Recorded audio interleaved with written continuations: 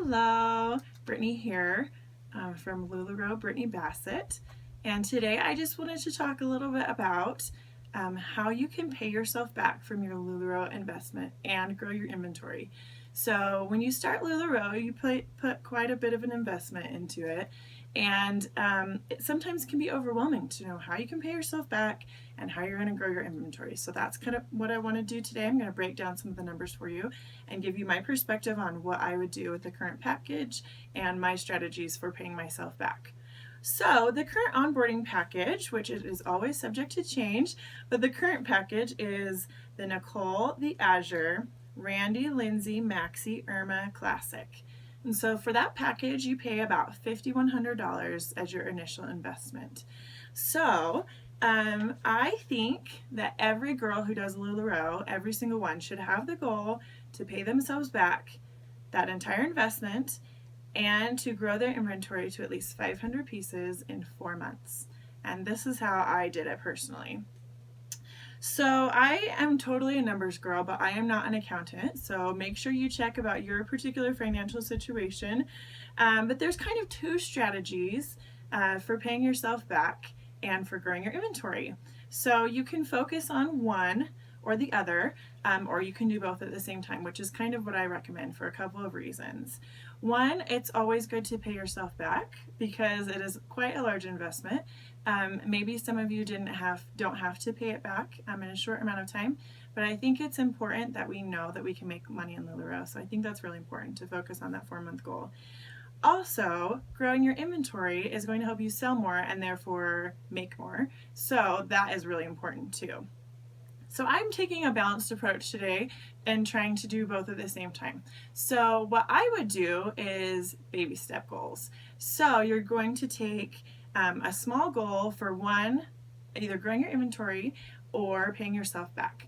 So maybe one of your goals would be to get to 400 pieces. So you start with about 305 pieces. Maybe one of your first goals can get to 400 pieces. So without having to invest any more money, if that's something that you're not interested in doing, this is how you're going to do it, okay? So the average party is about 25 pieces. My average profit margin per piece, so the average number that I sell per piece is about $35. So if we take that average of a 25 piece party times it by $35, which is our average, that's $875 that you are going to make at that party. Now the most important thing that you can do in LuLaRoe in terms of your strategy for your business is to always, always, always replace what you sell. So that is the most important thing that you're going to do with that money first, is to replace what you sell. So our profit margins are about 50%, so you're going to take about half of that money and you're just going to repurchase, that medium Cassie skirt that you sold and those 2 large Amelias and your small Azure, whatever it is. Okay. It is also important though that you are setting aside taxes for your business. Come tax time, you don't want to be left high and dry, so make sure you're setting aside taxes based off of your profits. Now I'm not going to advise you on what that would be for you personally, but in this circumstance, if I made $875 at a party, I would set about $105 aside for taxes. So that leaves me with, if we do a 50% profit margin, that's about $435 that I have made at that party. Then I'm going to set aside $105 for taxes, which will leave me at $330 profit. Okay, so that is money that I am going to do something exciting with. I'm either going to increase my inventory or I'm going to pay myself back with that money. Now, let's say our initial goal, like we talked about, was to grow our inventory to 400 pieces, okay? So we're going to take that $330 and we're going to put it back into our inventory. So we are going to order more inventory with that money. Now, based on the current onboarding package, the Nicole's, you get about 5 dresses in each size. Randy's, you get about 5 in each size. Lindsay's, you get 5 small kimonos. Classics, you get 5 in each size as well. What I recommend doing in LuLaRoe is to always go deep before you go wide. So the first thing I would do is not add on any other styles, but to beef up those sizes and in those styles. So Randy and Classic, I always suggest having at least 10 in each size for shirts, for tops. 10 to 15 is what I recommend. For dresses, I think you can get away with 8 to 10 depending on what your goals are.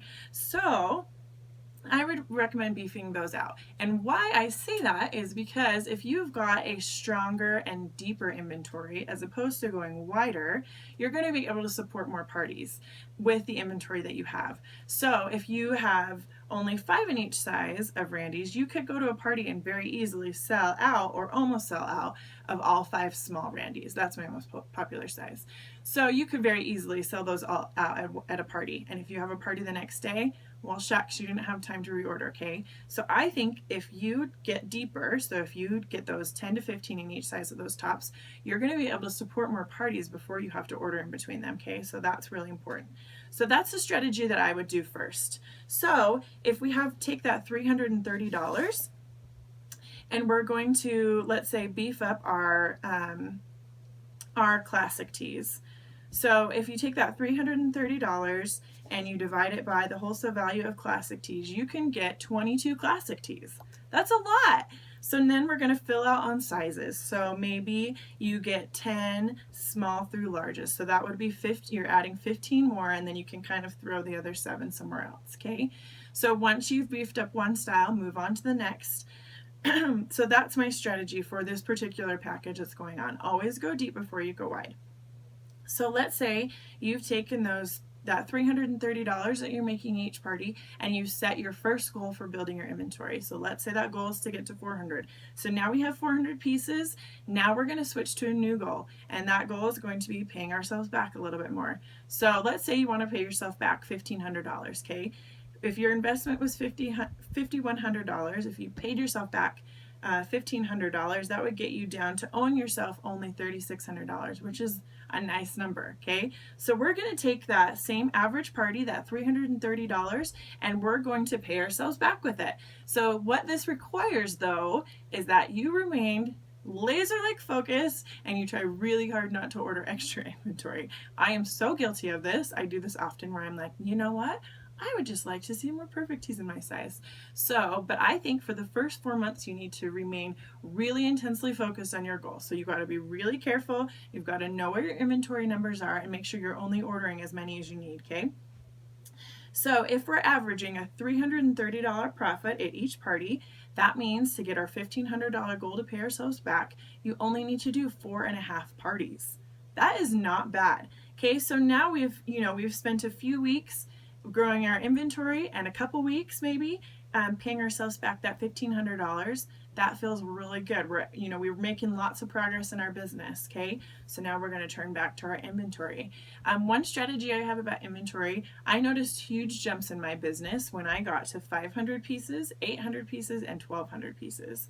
So I would really recommend, that's why I say I think everybody should have a 500 piece inventory goal, because I noticed a huge jump in my sales when I was able to do that. So let's go back to our goal. We have 400 pieces. Let's say we want to get to 450. At the rate we're going, that's only going to be about 2 parties if we're adding classic tees, or maybe we're doing our Randy's. Maybe you're ready to throw on an Amelia in a dress. You can get about 10 Amelia dresses with that $330. You can get like 19 perfect tees, okay? There's a lot that you can do. So another strategy that I have for bringing on new inventory, so let's say we filled out our package. If you're going to start something new, so let's say you're going to bring on the Amelia, I would not debut the style until you've had at least 5 in each size. The reason for that is you're going to be really pumping up the style, be so excited to bring it to your customers. You're going to be advertising a ton, and you want to be able to support the excitement that is going to happen. So you need to make sure that you've got enough supply for those first shoppers to shop with you. Now, that being said, you're debuting at 5 pieces per size. I wouldn't move on to debut another size until you get 8, and if we're talking about Amelia's, until you get at least 8 in each size, okay? So then you just kind of go back and forth and finish your goals. You do, 50 pieces here, and then maybe you're going to pay yourself back another $1,500, okay? And this will really snowball things so that you're able to see progress in your business. And then once you set these goals, then you're able to use that profit and pay yourself, okay? Another tip that I have is when I started LuLaRoe, LuLaRoe is all play money for my family. We don't need it to pay bills or anything. I was lucky. But what that meant was that for the first 8 or 9 months of my business, I did not focus on paying myself. I was really vigilant about paying myself back. I did that in 4 months. But after that, I was just like, oh, let's just order some new things here and order some new things there. And what that meant for my business is that I didn't feel like I was making very much money. I didn't feel like I was very successful. So when I started being vigilant about paying myself, even if it was just a small amount every week or two, I felt like I was making a lot more progress. And I think that's really important. Okay, now that being said, I don't run my business like this. I don't take the numbers from each party and calculate it out like this, because I personally think that's too confusing. So what I do is I settle my books every 2 weeks. So I look at all the deposits that have come in from LuLaRoe for those 2 weeks, and then I subtract all the reorders that I had, because I reorder as soon as I can. So in theory, my credit card has all of my reorders on it, so I will tally up all the deposits I've had. I will pay off my credit card, and that will leave a balance on my account, and that will show me basically how much money I have made for that 2-week period. I always keep a minimum balance on my account so that I'm ready for new product releases. So I personally keep about $800, but it depends on your situation. If you're just starting out, I would keep a couple hundred, 200 or 300, so that you're ready for, if you need to buy new racks or whatever it is. So let's say the balance in my account after I've paid off my credit card, so I've reinvested in all of that inventory that I sold, because that's of course the most important thing you do. Let's say I have $1,200 on my account, and let's say I want to leave a minimum balance of $200 in my account. So that means I have $1,000 from 2 weeks of sales that I get to spend on new inventory. Okay, I use those same strategies for building my inventory, but I would just take that $1,000 and do whatever I can with that. So that's kind of my personal strategy. I do have a separate savings account where I put aside the taxes, so make sure you're doing that too. But yeah, that's my strategy for how I grow my inventory and my business and pay myself back all at the same time. Like I said, I think both of those things are super important, and it will make you feel like you're really making progress in this business when it's really easy to just keep buying more cute stuff. So I hope that was helpful. If you guys ever need any help or have any questions, my contact info is down below. Thanks. Have a good day.